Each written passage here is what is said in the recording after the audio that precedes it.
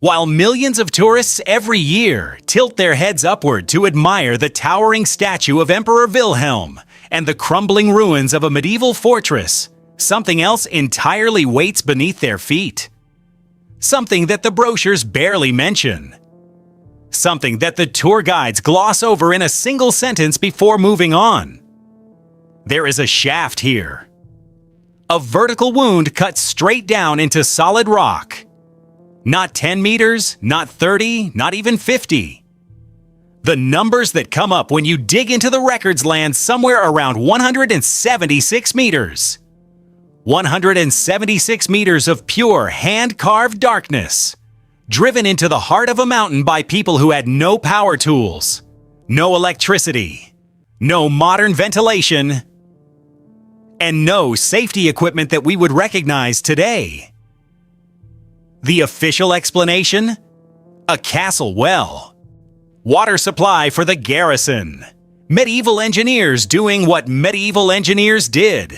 But the moment you sit with that explanation, the moment you actually think through the physics, the logistics, the sheer human cost of what it would take to dig that deep into dense sandstone using iron chisels and candlelight, the official story starts to feel like a door that someone left deliberately half open. Just wide enough to satisfy a passing visitor. Not wide enough for anyone who decides to push it. That is what we are doing today. We are pushing the door, the Kyffhäuser. Even the name carries weight. It sits in the Thuringian highlands of central Germany, a ridge of red sandstone rising out of a flat agricultural plain. From a distance, it looks like a sleeping giant. And the monument that sits on top of it, completed in 1896, was built to look exactly that way. 81 meters of stone and bronze rising above the ruins of what was once the Reichsburg Kyffhäuser, one of the largest imperial fortresses in medieval Germany. The centerpiece of the monument is Emperor Wilhelm, depicted on horseback, carved in massive stone, flanked by eagles and carved reliefs of military triumph. Below him sits another figure, the legendary Barbarossa, Frederick I of the Holy Roman Empire, shown sleeping at a stone table. His long red beard grown so far down that it has wrapped around the table twice. According to the old German legend, Barbarossa did not die. He simply retreated into the mountain. He is waiting, and one day, when ravens stop circling the peak, he will wake up and restore the empire. It is a powerful image. A nation choosing to believe its greatest ruler is asleep rather than gone. And in the 1890s, with the German Empire freshly unified and hungry for symbols, this mountain was the perfect stage. But here is what almost no one thinks to ask when they are standing there, looking up at all that bronze and imperial ambition. Who decided that this specific mountain, at this specific location, should be the place to build this monument? And why, if you actually go looking for the answer? Does the story of what is underground feel so much older, so much stranger, and so much harder to explain than the official version allows? Let us start with what is actually documented and not disputed. The Reichsburg Kyffhäuser was a real medieval fortress. It was built in the 11th and 12th centuries, yet expanded over generations, and served as an imperial residence and a symbol of royal authority over the surrounding region. By the late Middle Ages, it had fallen into disrepair, and by the time the Wilhelmina monument was constructed on top of its ruins in the 1890s, it had been crumbling for centuries. So far, so conventional. The shaft is also real and also documented. It sits within the ruins of the upper castle, and it is described in official sources as a castle well, a Burgbrunnen, used to supply the fortress with water in the event of a siege. This explanation is not invented. Medieval castles absolutely needed water. A garrison without a reliable water source was a garrison that would surrender the moment a siege began. Digging a well was not a strange thing to do. But this is where the comfortable official story starts to develop cracks. Because the question is not whether a well was logical. The question is whether this specific well, at this specific depth, in this specific location, can actually be explained by the logic of water supply alone. Consider the geography. The Kyffhäuser is a mountaintop. That is not a minor detail. It is the central challenge that shapes every single aspect of what that shaft represents. Water does not accumulate at the top of a mountain. Gravity pulls it downward and outward. It collects in valleys, in aquifers beneath the plains, in the saturated layers below flat ground, on a ridge of hard sandstone rising above the surrounding landscape. Water is not sitting there waiting to be found. To reach a water-bearing geological layer from the top of this mountain, you would have to go deep, very deep. You would have to drill past dry rock, past the upper sandstone formations, past layers that carry no moisture at all, and eventually reach a zone where water is present. If it is present at all from this particular angle of approach. And that is precisely what the shaft appears to have done. But here is the question that the official brochures do not ask. At what point does the cost of a water supply exceed the value of the water it produces? Think about what it would have taken to cut 176 meters of shaft into solid rock in the Middle Ages.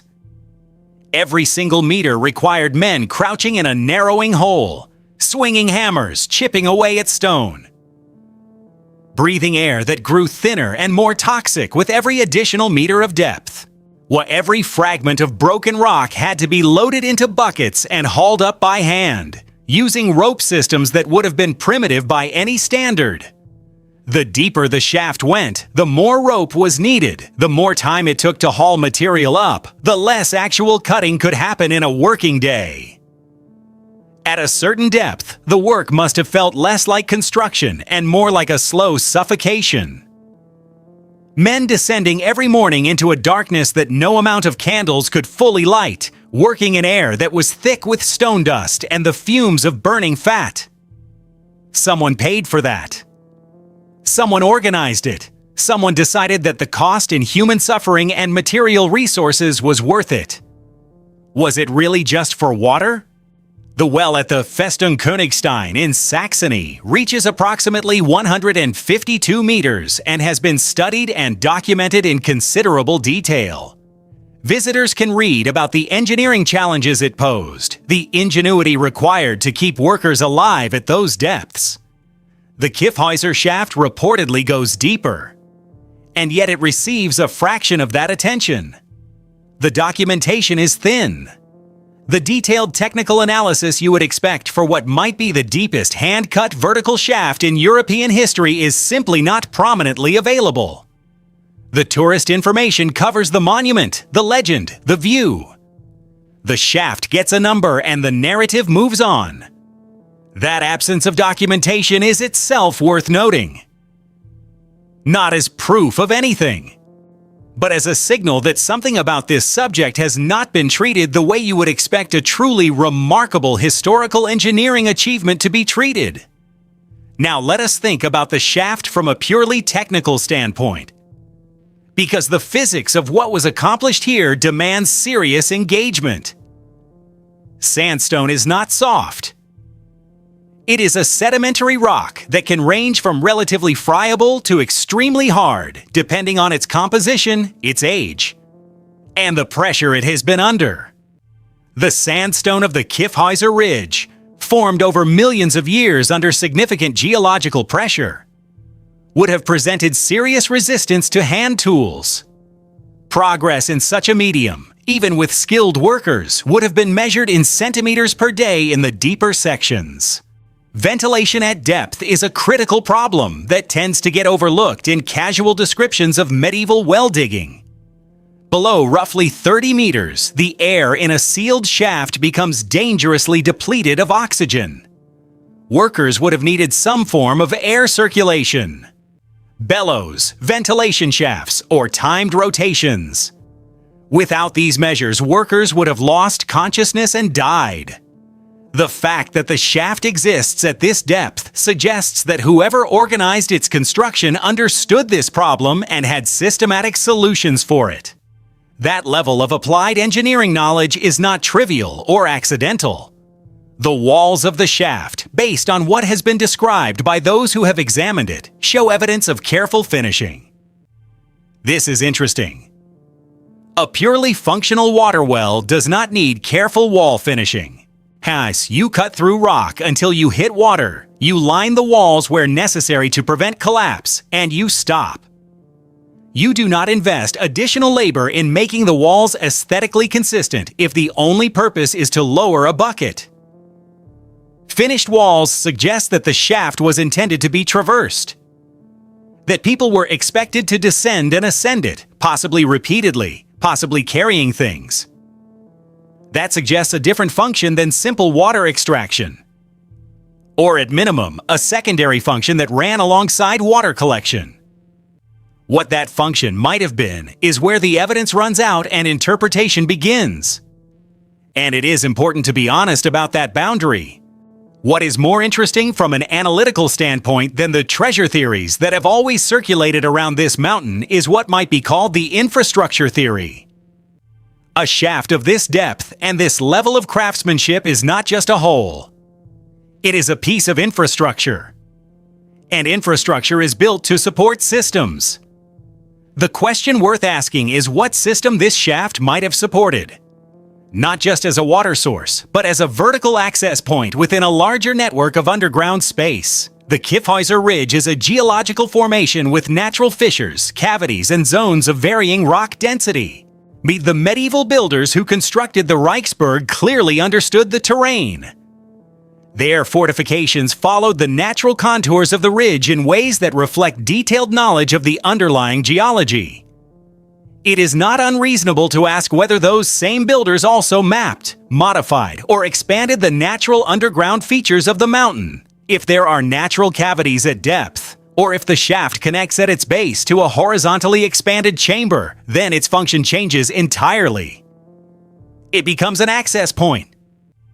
A way down and a way back up. A secure vertical corridor into a space that is otherwise unreachable from the surface without knowing exactly where to dig. This is not a claim. It is a question. And it is a question that the existing public documentation does not cleanly answer.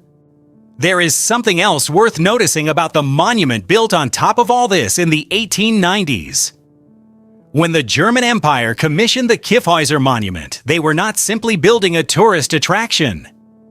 They were making a political statement.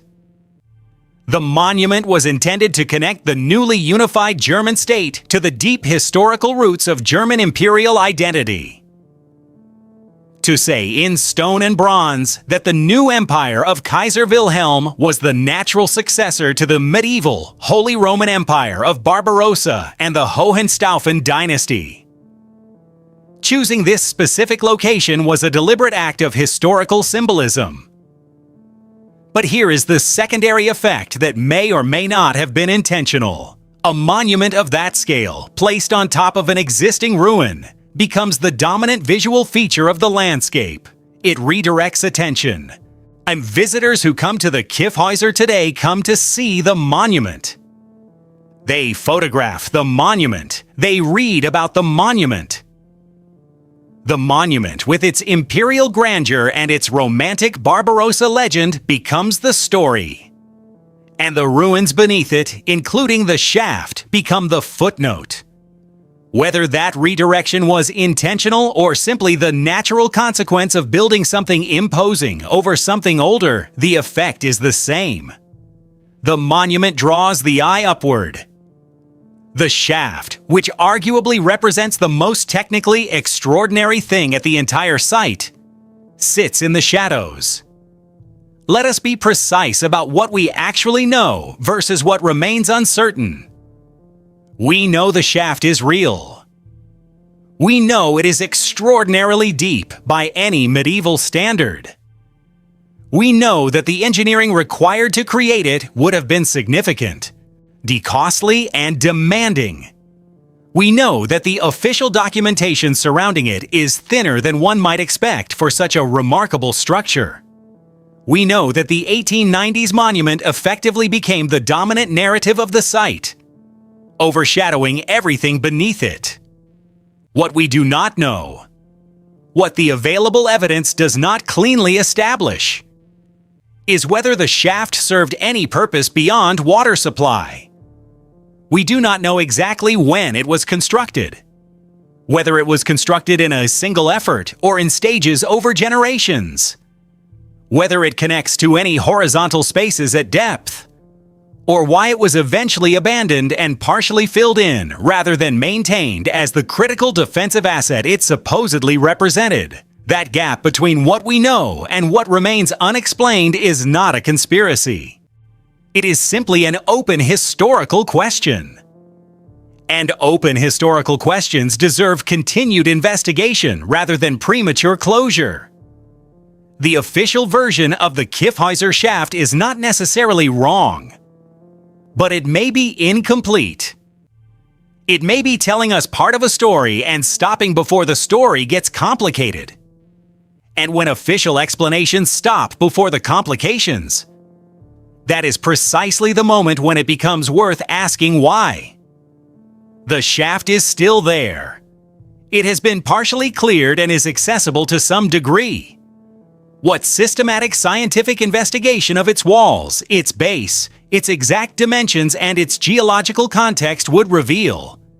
That remains an open question. Until that investigation happens and its results are made publicly available in full detail, the official explanation of the deepest known castle well in the world will remain exactly what it currently is. A claim that fits the evidence we have been shown, but has not been tested against all the evidence that might exist.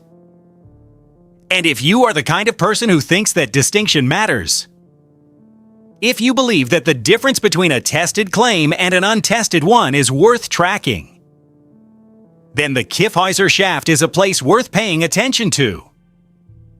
Because what lies 176 meters below your feet is not just a question about water. It is a question about what we are willing to look at carefully and what we are willing to walk past. The mountain has been standing for millions of years. The shaft has been cut into it for centuries. The monument has been standing for over 100 years. And the questions surrounding what actually lies beneath the surface of this place have never been fully answered. Not because the answers do not exist, but because, as far as we can tell, no one with the resources and the authority to look has decided that the looking matters enough to do it seriously. That silence, in its own way, says something. If this kind of investigation, digging into the things that official history glosses over, asking the questions that brochures are designed to avoid, is the kind of thinking you want more of, then hit that subscribe button and turn on notifications. Every video on this channel starts where the comfortable explanation ends. New episodes drop regularly, and there is always another case waiting that the history books decided was not worth a second look. Leave a comment below. What do you think is really at the bottom of that shaft?